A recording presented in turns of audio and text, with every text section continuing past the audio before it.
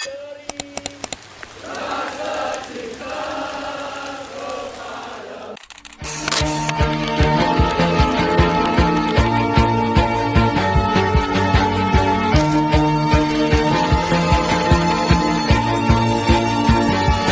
used to roll the dice, feel the fear in my enemy's eyes. Listen as the crowd would sing. Now the old king is dead, long live the king. One minute I held the key, next the walls were closed on me, and I discovered that my castle stand upon pillars of salt and pillars of sand. I hear every sound of bells are ringing, Roman cavalry choirs are singing. Be my mirror, my soul and shield. Assalamualaikum warahmatullahi wabarakatuh. Hidup pemuda, hidup mahasiswa, salam jiwa korsa. Halo teman-teman, perkenalkan nama saya Daina Meruski Nabila dari Geologi Angkatan 2024 di segmen GPS Geologi Pasca Sidang. Nah teman-teman, di sini kita udah bersama lulusan tercepat Geologi Angkatan 2023. Tepuk tangan dulu teman-teman. Nah Kang, boleh perkenalan dirinya dulu dong. Halo semua, Assalamualaikum warahmatullahi wabarakatuh. Halo juga Sobat Ante. Perkenalkan, nama saya Muhammad Rafi Al-Hairi. Saya dari Angkatan 2023 dan Alhamdulillah saya menyandang gelar AMD yang paling pertama. Tepuk tangan lagi sekali lagi teman-teman. Nah Kang, boleh agak tanya-tanya dikit gitu nggak sih Kang? Mumpung euforianya tuh masih ada gitu. Nah, boleh nih, masuk ke pertanyaan yang pertama ya teman-teman. Banyak yang menganggap aktif di organisasi itu bisa menghambat akademik. Nah, menurut Kang Raffi tuh gimana sih cara membuktikan bahwa keduanya tuh justru bisa beriringan bersamaan? Oke, jadi mungkin untuk jawaban nomor 1 ya, Dey. Kalau misalnya organisasi menghambat ke akademik, itu sih salah besar menurut saya. Oke, Dey, untuk pertanyaan yang pertama ya. Untuk pertanyaan yang pertama, menurut saya kalau misalnya organisasi menghambat ke akademik itu salah besar. Karena apa? Karena saya sendiri pun ya, pengalaman saya itu saya lebih banyak kebantu di organisasi. Dalam hal apa? Dalam hal seperti disiplin waktu, mengerjakan beberapa tugas. Nah, itu kan saya dapatkan dari pada saat menjabat di himpunan itu gitu. Jadi malah organisasi itu yang banyak mendukung di hal akademik saya gitu. Oke deh, untuk pertanyaan yang kedua ya. Kebetulan kan saya mengasistensi 2 praktikum. Yang pertama itu ada karakterisasi mineral, yang kedua itu ada geokimia eksplorasi. Nah, untuk konsistensi waktu mengajar TA sambil praktikum, itu saya lebih ke membagi waktu, cara membagi waktu gitu. Nah, misalkan saya kan ada praktikum itu di siang hari. Nah, mungkin di paginya bisa saya pakai untuk menyusun TA. Atau jika di pagi hari itu saya ada kegiatan lain hingga tidak bisa menyusun TA, mungkin kita bisa pakai waktu di malam harinya. Jadi setelah saya mengajar asistensi, lalu saya menyusun TA di malam harinya gitu. Nah, tidak lupa juga saya itu mendapat dukungan dari dosen pembimbing. Jadi dosen pembimbing saya selalu mengingatkan untuk menyelesaikan tugas akhir saya. Itu sih Dey. Wah, ternyata emang banyak banget hal yang membuat konsistensi itu harus tetap dijalankan ya teman-teman. Apalagi Kang Raffi ini di 2 mata kuliah sekaligus sambil nyusun TA. Nah, selanjutnya nih Kang, terakhir. Dari pengalaman selama di HMTG hingga bisa lulus paling cepat, apa pesan atau tips yang ingin Kang Raffi sampaikan ke adik tingkat khususnya atau terutama buat angkatan 24 yang bentar lagi mungkin buat mau magang gitu ya? Oke, pesannya Dey. Untuk pesan ya untuk 2024 yang akan berangkat magang, menurut saya ya sebisa mungkin kalian belajar dulu sebelum berangkat ke perusahaan. Untuk apa? Karena di perusahaan itu pasti kalian bakal ditanya-tanya sama pembimbing lapangan gitu kan. Jadi setidaknya pada saat ditanya itu kalian bisa menjawab. Kalian bisa belajar mulai dari regional dari perusahaan tersebut, komoditas apa yang ada di perusahaan tersebut. Nah, untuk tugas akhir mungkin setelah kalian selesai prakerin 1. Nah, kan itu setelah Semhas tuh. Nah, setelah Semhas kalau bisa kalian udah mulai menyusun naskah TA, naskah tugas akhirnya, draft tugas akhir. Nah, jadi kalian tuh nggak perlu nyusun dari awal lagi gitu. Jadi nanti ngabisin waktu yang banyak gitu untuk menyusun draft tugas akhir ini.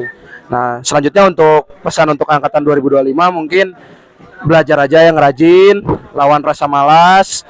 Eh, itu aja sih paling, belajar yang rajin, karena pelajaran-pelajaran semester-semester awal itu yang paling dipakai untuk kalian belajar di semester depannya gitu. Pada saat tugas akhir pun sidang banyak pertanyaannya dari semester-semester awal yang dasar-dasar. Itu sih deh. Nah, teman-teman, bersama narasumber kita yang kedua, yaitu lulusan tercepat kedua Geologi Angkatan 2023. Boleh perkenalan dulu, Kang? Halo semuanya, perkenalkan nama saya Muhammad Rafli Basituta. Saya dari Angkatan Teknologi Geologi Angkatan 2023. Nah, Kang, boleh nggak kita interview dikit-dikit gitu? Habis sidang kan, Kang, nih. Boleh. Nah, boleh kan, Kang? Boleh. Iya, boleh. Nah, pertanyaan pertama, Kang. Melihat perjalanan Kang Rafli yang bisa menyelesaikan studi dengan baik dalam waktu yang cepat, bagaimana sih cara Kang Rafli ini menjaga konsistensi antara akademik dan aktivitas di HMTG? Buat menjaga konsistensi ya, yang pertama sih malahan emang himpunan itulah yang mengajarkan pertama saya buat bisa ngebagi waktu. Gimana sih yang mengutamakan akademik, kadang juga mengutamakan akademik. Jadi disitulah, jadi waktu pas menyusun tugas akhir ini saya udah kebiasa gitu dengan kesibukan menyusun tugas akhir dan juga kesibukan mungkin waktu masukkan parkirin juga kan, sambil lakukan ada kegiatan di lapangan juga lah. Jadi dengan adanya di himpunan di HMTG ini saya belajar banyak hal, dari membagi waktu lah, juga kayak bisa mengerjakan kegiatan dalam dua hal dengan suatu waktu. Jadi dibilang nggak terlalu jadi hal yang memberatkan lah. Nah, terima kasih, Kang. Berarti emang dari HMTG sendiri udah diajarkan untuk melakukan aktivitas dengan satset gitu ya, Kang? Dengan barengan gitu. Tuh, betul banget, aman banget. Nah, selanjutnya nih, Kang, selama menjalani perkuliahan dan organisasi, apa faktor yang berpengaruh membantu Kang Rafli ini tetap on track sampai akhirnya bisa menyelesaikan studinya dengan optimal? Yang pertama pasti sih orang tua ya. Orang tua jadi alasan pertama saya ya bisa semangat dan kayak tetap berpikir ke depannya saya tuh harus bisa lulus pertama ataupun bisa menyelesaikan apa yang telah saya mulai. Dan juga berkat teman-teman juga, mungkin support dari teman-teman angkatan saya yang memberikan saya support dan juga kayak dukungan agar bisa menyelesaikan tugas akhir ini. Berarti emang banyak faktornya juga, Ya. Kang. Salah satunya orang tua, ada teman-teman dari angkatan 23 yang lain. Oke, mungkin pertanyaan terakhir nih, Kang. Dari proses Kang Rafli jalani, apa kebiasaan atau prinsip apa sih yang paling membantu dalam mengatur waktu dan prioritas? Yang pertama ya, balik lagi sih ke jawaban jawaban kedua tadi.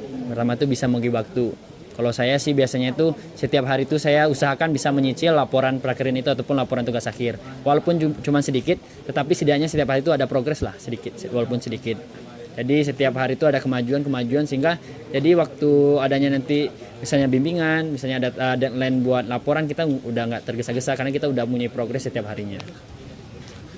Oke, mungkin sedikit lagi nih, Kang. Ada nggak sih pesan atau kesan yang akan jalani selama sidang, dan apa pesan untuk teman-teman 23 yang akan sidang nantinya?